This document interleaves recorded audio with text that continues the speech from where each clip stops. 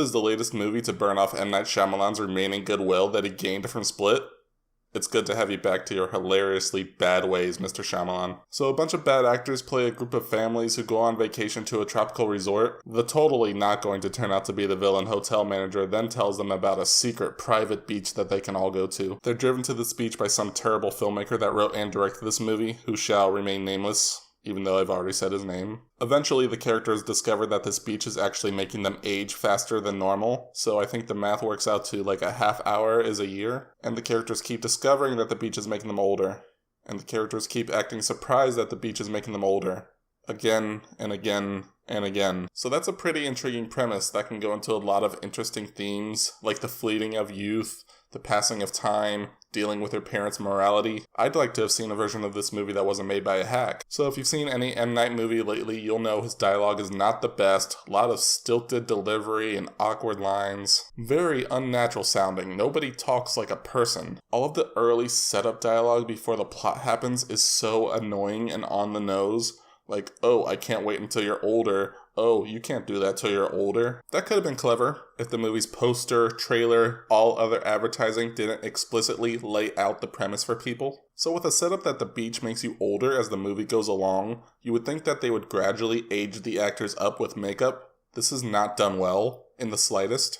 With the adults, it is almost impossible to tell there's any significant difference in age as the movie goes along, because I guess M. Night cheaped out on the makeup artists. With the children characters, the movie won't show them for long periods of time, so when you snap back to the kids, they're played by completely different actors. I get that this movie probably doesn't have the highest of budget, but could you have at least tried to make the aging subtler on the kids instead of just snapping to different actors? Just age them up a bit? There's hints of cleverness at some points, like characters will get slashed or cut and their wounds will heal very quickly. Or characters that have illnesses will have their sickness sped up and affect them more as the movie goes on. But you also have things that just don't make sense at all. The kids, for example, as they age, they become sort of smarter, but sometimes they'll act their physical age, but then revert back to their child age. It doesn't make sense. I don't know if that's what he's going for. I just kept asking myself, why are they acting like this at this age? Why are they not knowing this thing if they knew this thing? It was all so poorly executed. The movie is PG-13, and I think that was a mistake because with an R rating, you could have really dug into the body horror of this. My biggest problem is, of course, the classic M. Night twist. Thankfully, it doesn't come out of nowhere. There is a bit of setup, but it still fell completely flat for me.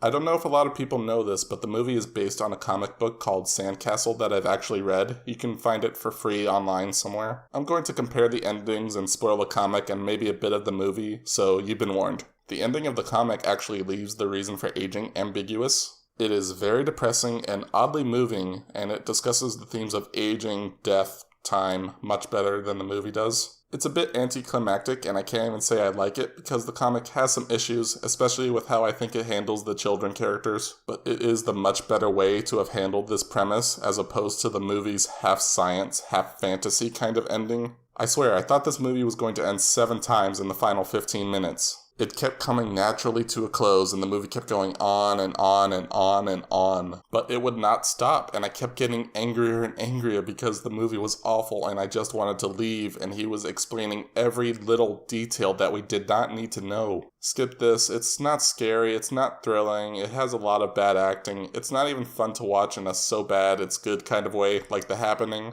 I just wanted it to end as soon as possible. A complete waste of time, and nobody should see it. I will say this about M. Night, though.